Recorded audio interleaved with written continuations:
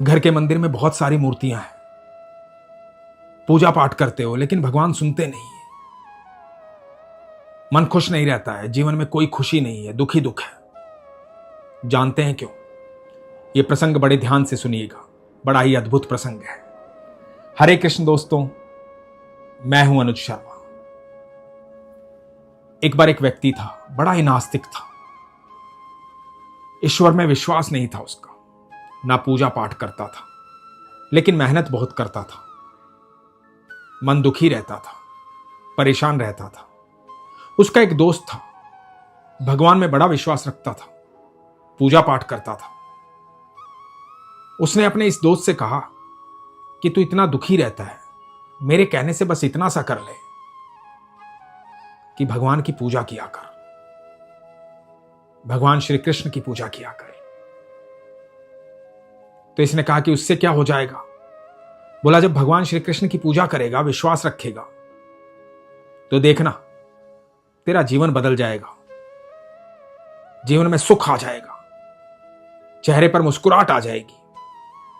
एक बार मेरे मानने से भगवान श्री कृष्ण की पूजा तो कर, विश्वास तो रख। तो इस व्यक्ति ने सोचा कि ठीक है, दोस्त की बात मान लेते हैं।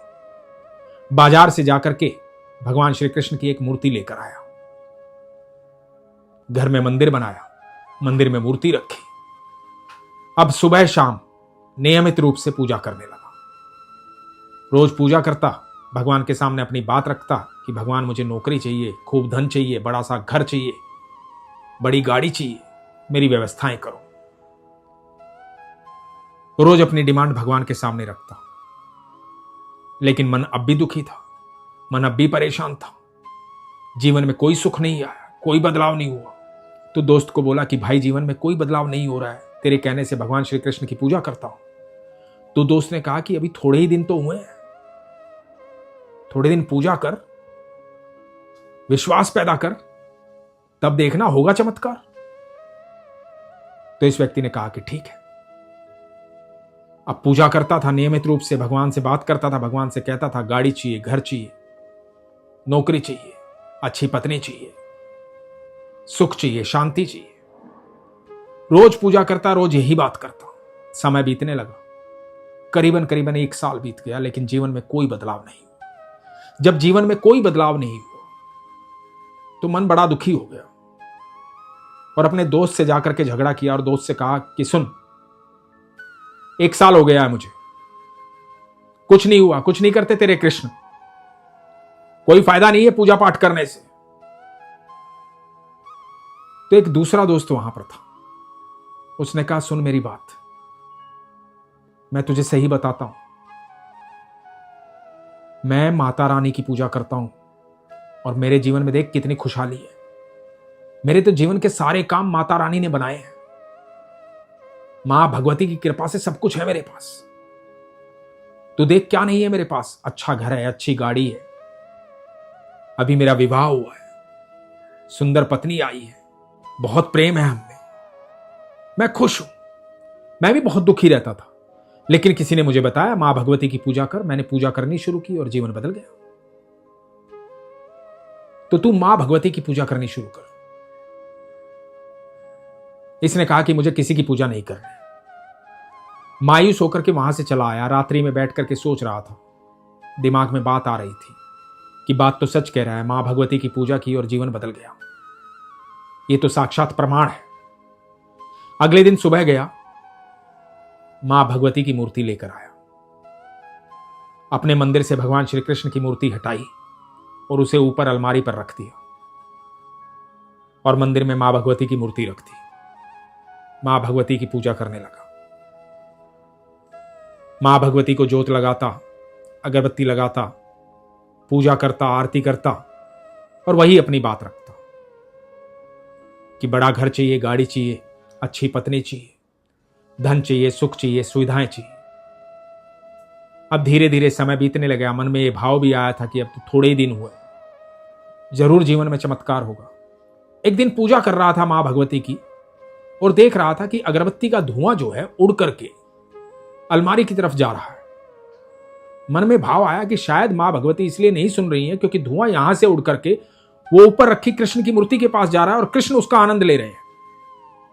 मन में जैसे ही ये भाव आया तो समझ गया कि इसलिए मां भगवती भी मेरा कोई काम नहीं कर रही है, क्योंकि धुआं तो कृष्ण के पास जा रहा है, कृष्ण की मूर्ति वहां रखी है, कृष्ण इसका आनंद ले रहे हैं। वहां से उठा और कृष्ण की मूर्ति को वहां से उठाने लगा और कहने लगा कि तुम इसका आनंद ले रहे हो ना, तुम्हें यहां नहीं बैठने दूंगा।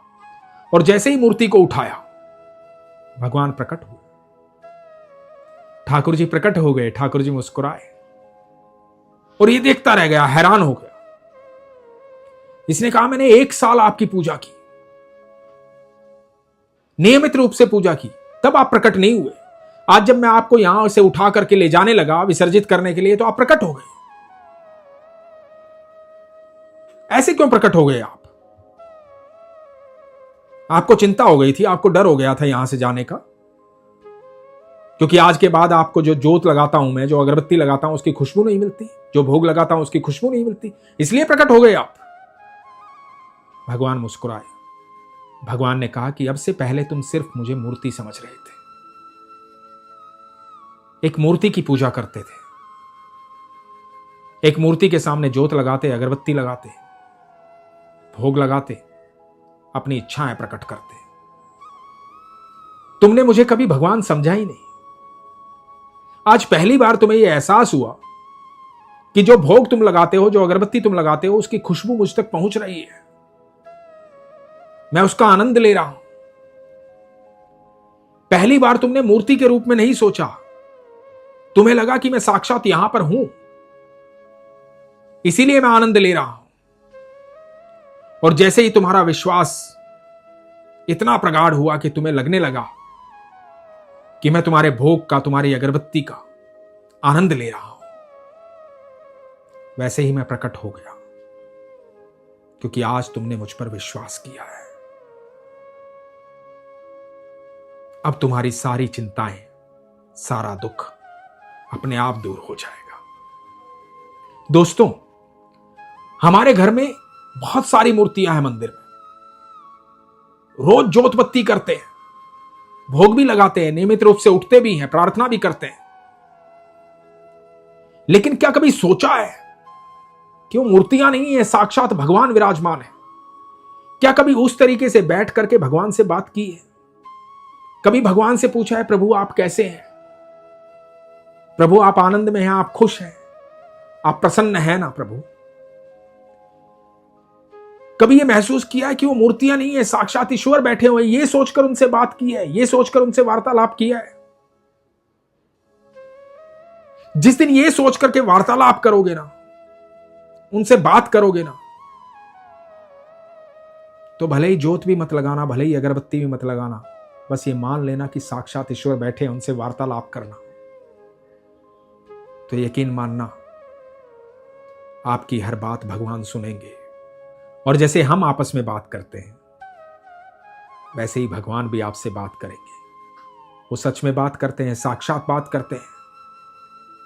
आप उनकी बातें समझ पाएंगे, आप तक वो आवाज पहुंचेगी। लेकिन कब? जब आपको यह विश्वास हो जाएगा कि आपकी आवाज उन तक पहुंचती है, तब। और यह विश्वास कैसे होगा?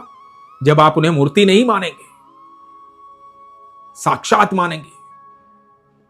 यकीन मानना दोस्तों, कुछ दिन, सिर्फ कुछ दिन ये करके देखो।